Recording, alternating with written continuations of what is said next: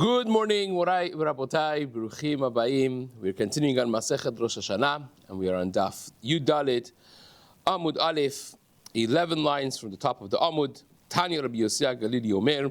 Today's Amud is being learned as a Zechut Rufa Shalema for Daniel Moshe ben Farangis v'Avraham, for Rufa Shalema Rachel Simcha bat Nahid, betoch Sha'ar Chol Yisrael. This Amud is also being learned Le'ilui Nishmat Shlomo ben Yaakov and Avraham ben Ezrad. The Neshamot should have an aliyah. This month's learning of the community has been graciously dedicated by the Mahbubi and Shei families. It should be an ultimate zchut for all their mishpachot. Amen. So we started a subject that we quickly ran through to get to two dots in the bottom.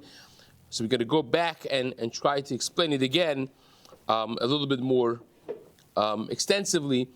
The question that the Gemara started discussing was the fact that we mentioned by Yerakot, by vegetation, we go after Shat HaLekita. We go after the time that you harvest, you pluck them off the ground, unlike the trees that you go after Shat Chanata, when the fruit starts sprouting, or for Tirosh ve'Yishar, for the produce, the grain, and Zetim that you go after Shlish, after third of their growth.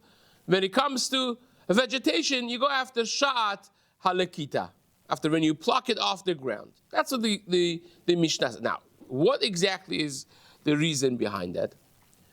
How do we know that you go after Sha'at Halekita? That's the discussion of the Braita that the Gemara is going to bring. Tanya, and that there are two different ways of looking at the same exact pasuk, Achloket between Rabbi Yossi HaGalili and Rabbi Akiva.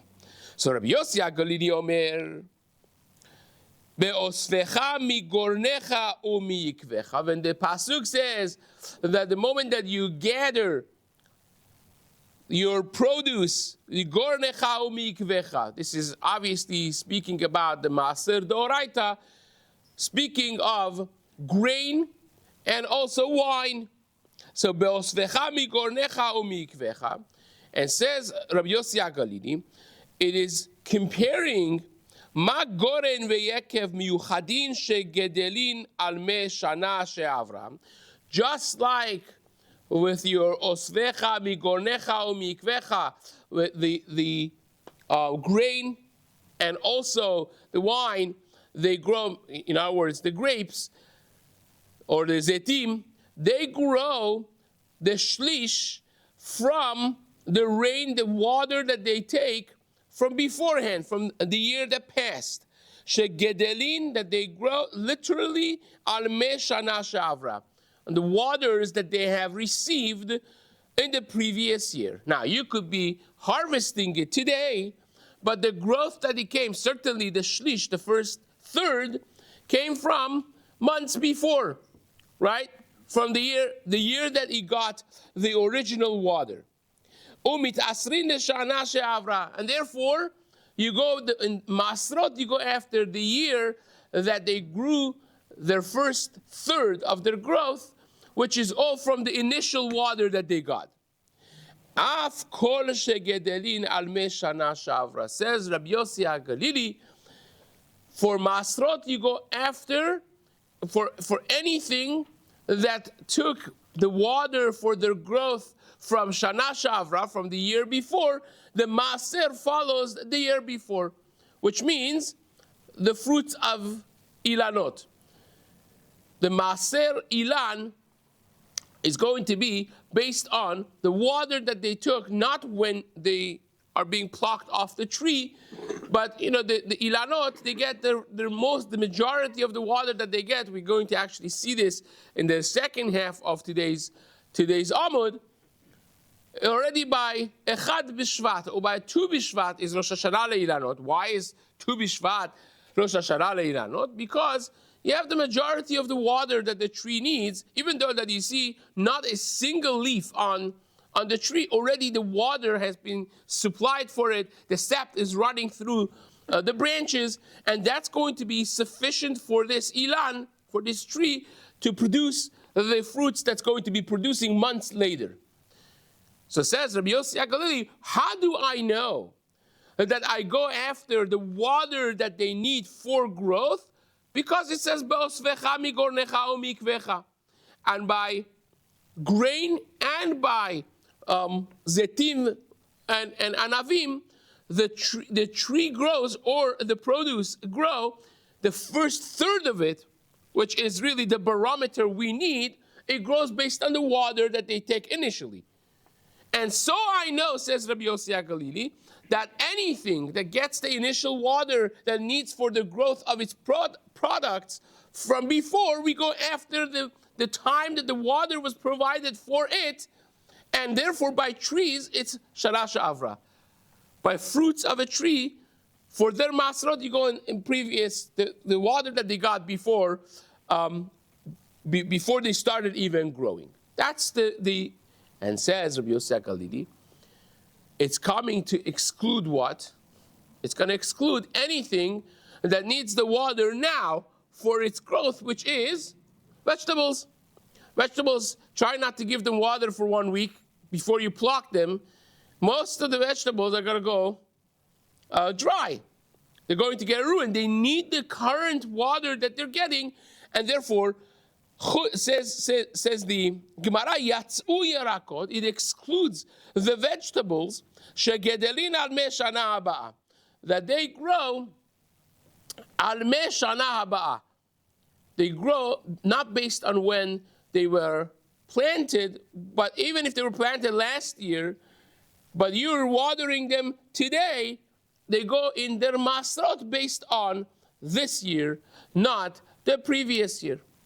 Right? So therefore, again, when you have, let's say, the second year going to the third year, and you are plucking these vegetables in the third year, you will be giving maser ani, not maser sheni. The masrot are nikva, they are set based on the year you plucked them, because they need the water right now. And the reason I know that by grain and by wine or oil, you go after the time that they were, they brought the first third, it's because it goes after the water that they needed. By the time they had their third, which is last year, they already had all the water that they needed. We go always after the water that was provided for them. It's a very practical thing. When was the water that they need provided for them? By trees is Shana Sha'avra, is in the beginning of their growth, right? By produce, by grain, by wine, by oil, it's when they brought the first third of their growth. The water that was provided then. Even though that now they're luscious, beautiful, fully ripened, but you go after the time that they took the water for the first third of their growth, right? That's how he sees it in the Chumash. The psukim that talk about Masrot be'osvecha migornecha o mikvecha tells you that you go after the water. Now, you'll see in just a moment why we're spending so much time going back to explain it. And obviously that is going to exclude things that need the water now, which is vegetables.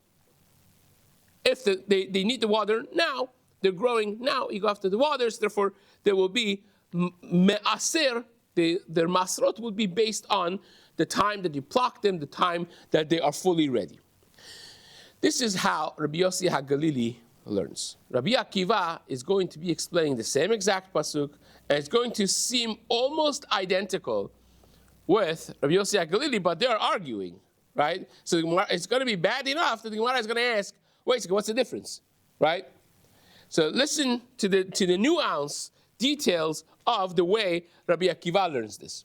There's a third category, though, when it buds, right? Where does that fit in? So by fruits is like that. It's when it buds. But by then he already has the water that he needs, as we'll see in the Gemara coming up, right? Okay. So you go after the Rosh Hashanah is based on when it had water, the water that it used for the fruits that's going to be producing, right? So which goes by buds and which goes by when you pluck it? The fruits of the trees go after the budding of the tree, and the grain goes after a third, zetim go after a third, and vegetables go after the shata lekita. Now, as we will see, there is an exception for one specific type of fruit that also may go after the time of taking it off the tree, right? But generally speaking, fruits of trees go after the time that for masrot, they go after chanata, which is the budding, right? So Rabbi Akiva is learning the same exact pasuk as Rabbi Yisraeli, and says Rabbi Akiva as follows. Rabbi Akiva omer, be'osvecha migornecha umikvecha, same pasuk. Ma goren veyekev miyuchadin shkdelin al rov mayim. What's special about goren veyekev? The produce, the grain, and yekev, your oil and your wine. What's special about it is they're gedelin al rov mayim. They grow on the majority of water. Now, this is a fancy way of saying with rainwater. Rashi explains because the majority of products in the world grow on rainwater. Or you could probably say the majority of the water used for the growth of things in the world is rainwater, right? It's called rov. It's another way of saying they grow with rainwater. So says Rabbi Akiva, just like the grain, tirosh ve'isar, they all grow with rainwater. Umit asrin shana she'avra, and their masrot goes based on the original year, shana she'avra, the year that passed.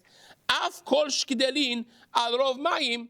So to anything that grows sufficing with the water, rainwater, which is trees, basically. Trees suffice with rainwater, usually. Mitasrin shana shavra. They also, their masrot goes based on shana shavra. Again, it will be from the time of the budding, not the time that you pluck and pick the fruits from the tree. Says the Gemara, it's coming to exclude, obviously, the vegetables that they are not going to suffice with rainwater. You have to actually water them yourself, right? Yatsu yerakot shgedelin al kol mayim. They're not gedelin al rov mayim. They're gedelin al kol mayim. That means you have to have the rainwater, but you also have to add to it all the waters. They need all the waters in the world. They need the natural water, and they also need your added water that you give them. Fine. Says the Gemara, my benayu. What's the difference between Rabbi Akiva and Rabbi Yisraeli? They seemingly say the same thing. Rainwater, water you add, they had enough water, they didn't have enough. What exactly is the practical difference? Is there a fruit or product that according to Rabbi Yisraeli is one way and according to Rabbi Akiva is a different way? And the Gemara says yes. Says the Gemara, Amar Rabbi Abahu, Besalim asrisinu pula mitzri kabenaihu.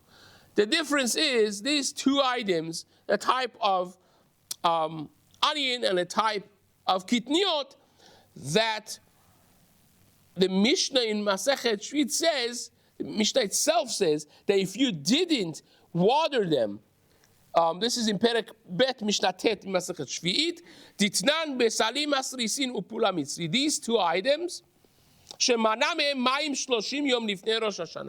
that you didn't water them 30 days before Rosh Hashanah, mit asrin leshavar. Their masrot would be not based on the time that you plucked them off the ground, but based on the last year. So Rosh Hashanah is the Rosh Chodesh Tishrei. Rosh Hashanah is the Rosh Hashanah for this. So if you already did not give them water, Shloshim Yom Rifnei Rosh Hashanah, 30 days. By the way, Rashba, they asked why Shloshim Yom, right? Rashi also asks and answers this. It seems like they didn't have Rashi. Well, the Stipler Gaon writes in Kilot Yaakov that this long Rashi, the massive Rashi that you see in this daf, is not really the words of Rashi. It was added later on from other, But Rashi also asks this. Our Rashi asks this question also, so that this perhaps was a specific type that was watered once in 30 days, and for the next 30 days, it grows from that water constantly. So it's growing right now from what was given to it before. But be that as it may, these two items, if you've stopped watering them, right, at some point, in a way that they're no longer growing from that in after Rosh Hashanah, which is the window for it is 30 days, then even though that you're plucking it after Rosh Hashanah, the Masrot go based on the last year, not this year. And that is according to who? That Mishnah in Masachet Shvi'it, Perek Bet, Mishnah Tet, only could be true according to Rabbi Yossi HaGalili. Why? Very simple. Because Rabbi Yossi HaGalili said that it's a very practical thing. It depends on what water made this grow. What was the water? Is it last year's water or is it this year's water? So if you made sure to not have any growth from this year and all of it is from last year, even though that you plucked it next year, it's going to still be considered last year's crop. And therefore, you're going to be giving Maaser, if last year was second year, you'll give Maaser Sheni instead of Maaser Ani, right? And also, you can no longer give Maaser from this on things that grow this year because 2 separate years. Whereas according to Rabbi Akiva has nothing to do with the practical, this type of item. It's a global thing. According to Rabbi Akiva, it's the kinds of things, not this specific product that you gave it water, you didn't give it water. It's categories. Rabbi Akiva holds that there are certain items that grow with rainwater. Certain items, you have to water them yourself. Anything that suffices for its growth with rainwater is always based on the beginning year. Anything that you need for that type of produce, you need to give it water additional to the rainwater yourself, that always goes after the time of plucking.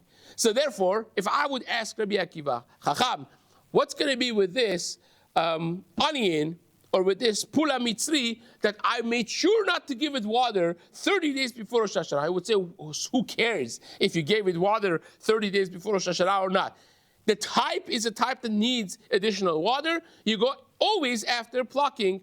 No, I don't care if you didn't give it water for past 30 days. You still will go after this year, not last year. So it's nuanced.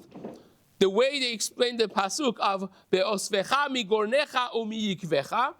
One of them says the Torah is telling you it goes after when you give this water, not when it grows, but when was the sustenance, so to speak, provided for it, and you go after that. And the other one says no. The Torah is explaining categories, just like by grain and by kiroshcha v'yisarecha. The category always it has the water it needs last year because rainwater suffices for them. Anything that the rainwater suffices for them, also you go based on the beginning of its growth, namely fruits of the trees. And anything that you have to, technically speaking, add water and the rainwater is not sufficient, then you always go after that category, you go after the time that you pluck it. Rabbi Akiva says the Torah is talking about categories, not specific thing. You gave it water, did it have sustenance, did it not have sustenance? The Torah is not discussing details of practical things today, but categories and families of different agricultural things. Is it trees? Is it vegetables? And that's what we follow. Fine. Says the Gemara. Now finally we're moving to Rosh Hashanah Ilanot, right? Chag Ilanot, is it first day of Shvat? Is it 15th day of Shvat? So we had in the Mishnah that it's machloket between who and who? The good old-fashioned one. The good old-fashioned one, Bet Hillel and Bet Shammai. Bet Shammai holds Be'echad, B'Shvat, and Bet Hillel holds Tu B'Shvat, is Rosh Hashanah Le'ilanot. So says the Gemara, Be'echad B'Shvat Rosh Hashanah Le'ilan. My Tama, who spoke about Shvat? Where does Shvat come into business? You go out there in Shvat, and there's nothing doing. right? Nothing grows yet. How in the world did Shvat get to become Rosh Hashanah of anything, right? In a normal society, you go Be'echad B'Shvat, you go out there, what do you see? Bunch of dead trees. There's nothing there. No growth, there's no blossoms, right? The earliest blossoms, which is almonds, starts really in Adar. So Shvat, Mandachar Shmet, beginning of Shvat, seriously? How did that become Rosh Hashanah Leilas? It says, the Gemara, Amar Rabbi Elazar, Amar Rabbi Oshaya, Ho'il ve'yatz'u rov gishmei shana. Because the majority of the rain of the year has already fallen. And again, especially it goes very much with what we just said a minute ago, that we go after the sustenance of water that was provided for these trees, we go after that. So the moment that the majority of the water of this year has fallen, the trees have what needs for them to produce what they're going to be producing, and that is the beginning of the year for it, because now they have gotten what they need. Now it's an automated system, right? The rest is on autopilot. They got the rain that they want, and there we go. By the way, to brush up on our Tanit, Siyum Masechet that we gave, right? The Marai Tanit Daf Yud said that if you didn't get rain, where is the season for rain, by the way? Right? You remember that? Starts from Yud Zayin B'Mar Cheshvan, that's the season of rain, until the very end, until Nisan, right? Until Nisan, that's the rain season. So the Gemara there said, if Yud Zayin B'Mar Cheshvan came and the rain didn't start coming, the Hasidim, the special people, already would start fasting, because the rain season has hit and there's no rain. And then from Yud Zayin until the next Rosh Chodesh, that would be the Hasidim. By the next Rosh Chodesh, regular people will start fasting, because the rain season is very important, right? Now, what are the months that you have exactly, right? Cheshvan, Kislev, Tevet, Shvat, Adar, and Nisan, right? So those are the months of rain. That's the season that you expect rain. So the majority of rain falls before Rosh Hashanah Le'ilanot, right? Even though, that we'll see just in a moment, even though that the majority of the rain season hasn't passed. Imagine by Rosh Chodesh Shvat, you've had some days in Mar Cheshvan, you've had Kislev, and you've had Tevet, right? So you have 2 months plus. And what do you have left? Right, you have Shvat, you have Adar, and you have Nisan. So in days, 2.5 months, less than 2.5 months has passed, but you have 3 months left, and still it's going to be Rosh Hashanah Le'ilanot. And the Gemara is going to explain that in just a moment. So says the Gemara, because the majority of water has fallen already, Ho'il ve'yatz'u rov gishmei shana, and adayin rov tkufa mibachutz, and still the majority of the season of rain has not passed yet. The Gemara says, well, what? That's not a reason to make Rosh Hashanah. That's a reason not to make Rosh Hashanah. If the majority of the season still is in front of you, how in the world are you doing Rosh Hashanah Le'ilanot? My Kamar, what is he saying? Gemara says, no. Hachi Kamar, this is what he's saying. Even though that in days, in the count of days, the majority of the season still is to be, because the majority of the rain already has fallen, you already could have Rosh Hashanah Le'ilanot. Ho'il v'yatzu rov gishmei shana, you could have Rosh Hashanah Le'ilan, because we don't care about the amount of days, we care about the amount of rain. And the majority of rain falls in the first half of the rain season, not in the second half of the rain season. Says Gemara, Tan Rabbanan, we learned in the Braita, Ma'aseh Rabbi Akiva, sheliket etrog be'echad b'shvat. A lot of Rabbi Akiva in today, right? I love it. So Rabbi Akiva himself, he picked up an etrog to eat, right? and it was Rosh Chodesh Shvat, Be'echat B'Shvat, V'nag bo shnei isurin, and he gave 2 masrot on this etrog. It was the 2nd year going to the 3rd year, so he gave maser sheni on it, and he gave maser ani on it, right? He did both.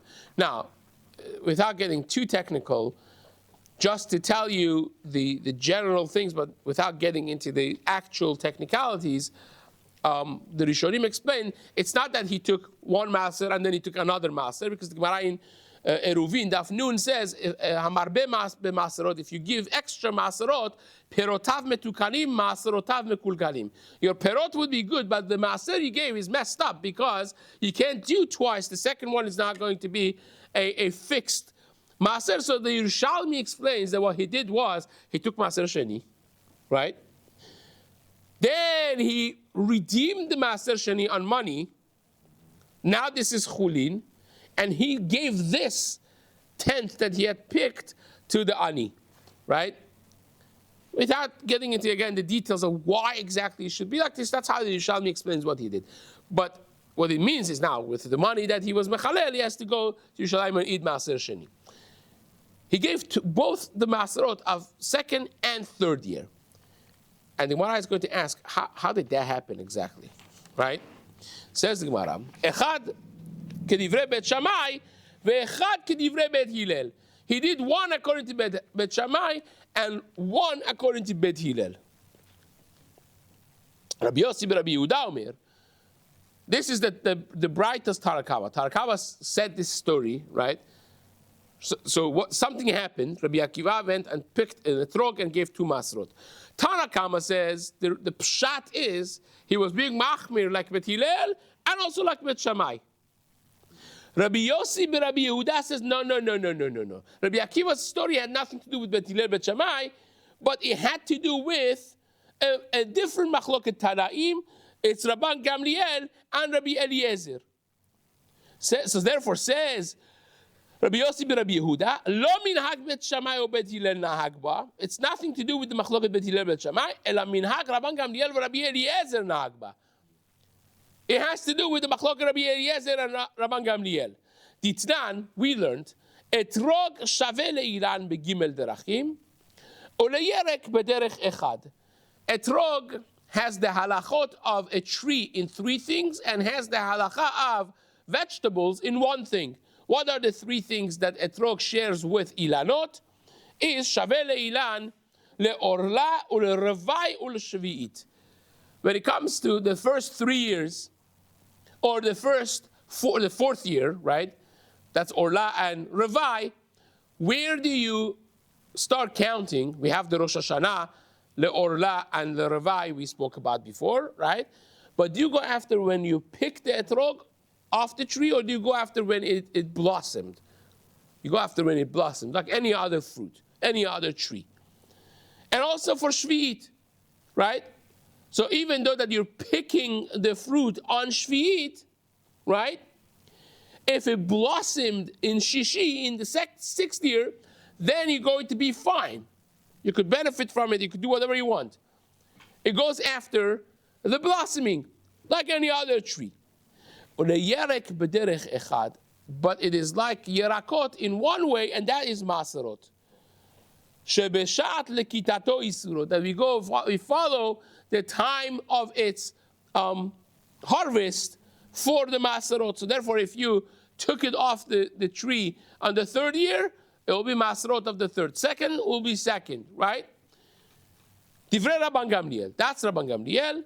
Rabbi Eliezer Omer, etrog shaveh le'ilan l'chol davar. He says, no, etrog is like a fruit of any other tree for everything. Even for masrot, you go after the time that it grew, the blossom, not the time that you pick it off the tree. And turns out, says Rabbi Yossi ben Rabbi Yehuda, that this is why Rabbi Akiva did what he did, right?